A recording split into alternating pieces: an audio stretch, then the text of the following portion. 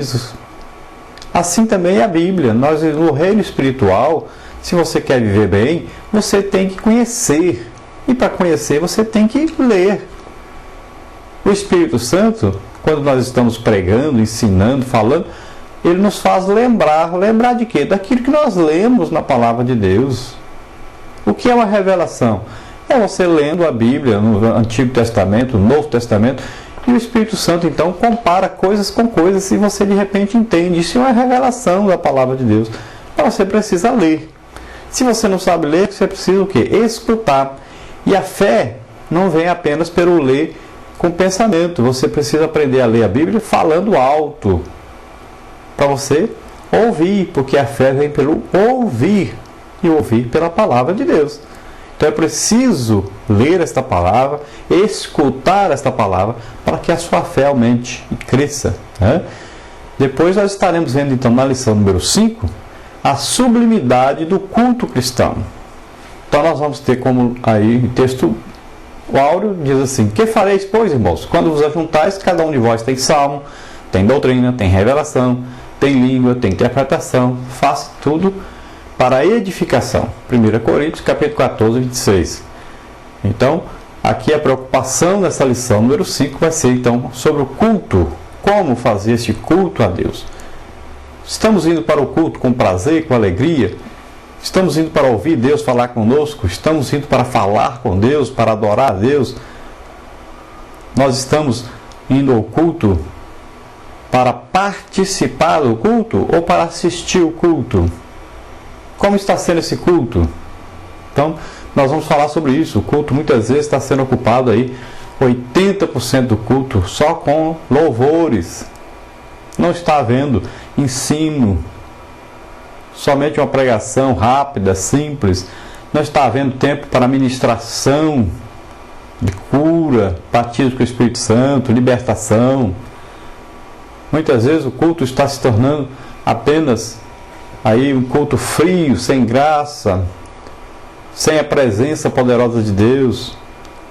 Muitas vezes nós não temos pessoas descrentes visitando, não está havendo salvação. Há quanto tempo uma alma não aceita Jesus na sua congregação? Então, devemos ver o que está ocorrendo e corrigir esses erros. Depois, na lição número 6, nós estaremos vendo sobre o serviço cristão. Trabalhai porque eu sou convosco, diz o Senhor dos Exércitos. Ageu 2,4. Então vai falar sobre o trabalho cristão. Deus não nos chamou para assistir culto. Deus nos chamou para esperar Jesus voltar. Não. Jesus, quando nos chamou, Ele tinha em mente que nós iríamos trabalhar. Nos chamou para um exército, né? Para um trabalho no seu reino. Nos chamou para ganhar almas. Então nós temos que ver como estamos vivendo, o que estamos fazendo para Deus. E nessa lição número 6 veremos isso. Depois, na lição número 7, nós estaremos vendo sobre dízimos e ofertas, uma disciplina abençoada. Então, trazei todos os dízimos à casa do tesouro, para que haja mantimento na minha casa, e depois fazei prova de mim, diz o Senhor. Então Deus diz que vai abrir a janela, vai derramar do seu poder, da sua graça, da sua bênção sobre aqueles que forem fiéis. Então essa lição vai falar sobre aqueles 10%. Veja bem, você tem 90% para aproveitar. Então o dízimo não é uma obrigação, não deve ser levado com tristeza, mas com grande alegria, como agradecimento, como uma maneira de louvar, de adorar a Deus. Esse dízimo é para isso. Você não está aí dando o seu dízimo com tristeza, está? O seu dízimo não está sendo um fardo pesado para você, está? Se você está fazendo isso, que está com tristeza quando dizima, então Deus não quer isso. Então o dízimo deve ser um prazer, uma alegria. Deve ser uma maravilha você poder entregar uma parte daquilo que Deus lhe deu, você entregar para Deus. É importante isso, é maravilhoso isso. Então deve ser um prazer, uma alegria. E não é uma troca, não quer dizer que você vai dar o dízimo, que você tem agora direito de exigir de Deus. Não, você dá com prazer, porque você está louvando, está agradecendo a Deus pelos 90% que você tem para gastar.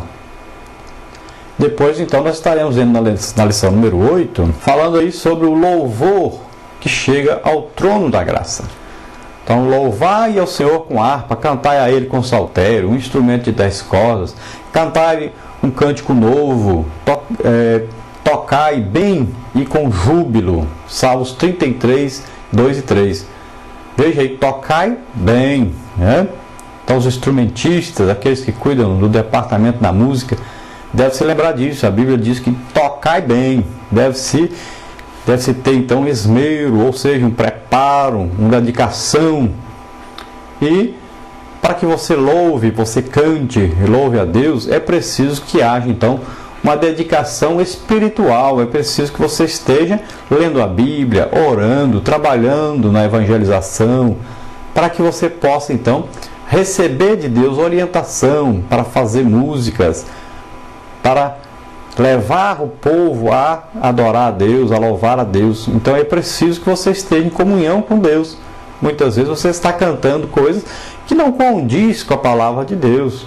Muitas vezes até contra o que diz a palavra de Deus. Então devemos prestar atenção sobre a música na igreja, o louvor, a adoração. E na lição número 8 nós vamos ver isso. Vamos ver também a diferença entre louvor e adoração. Louvar é louvar a Deus pelos seus feitos, pelo que Deus fez, pelo que Deus está fazendo. Adorar é adorar a Deus pelo que Ele é. A adoração é o sentido máximo do crente que ele pode chegar na proximidade com Deus, na intimidade com Deus. Começa louvando e termina na adoração. Então nós vamos ver isso na lição 8. Depois, na lição número 9, nós estaremos vendo aí sobre vencendo as tentações, agradando a Deus. Então nós vamos ver: vigiai e orai para que não entreis em tentação.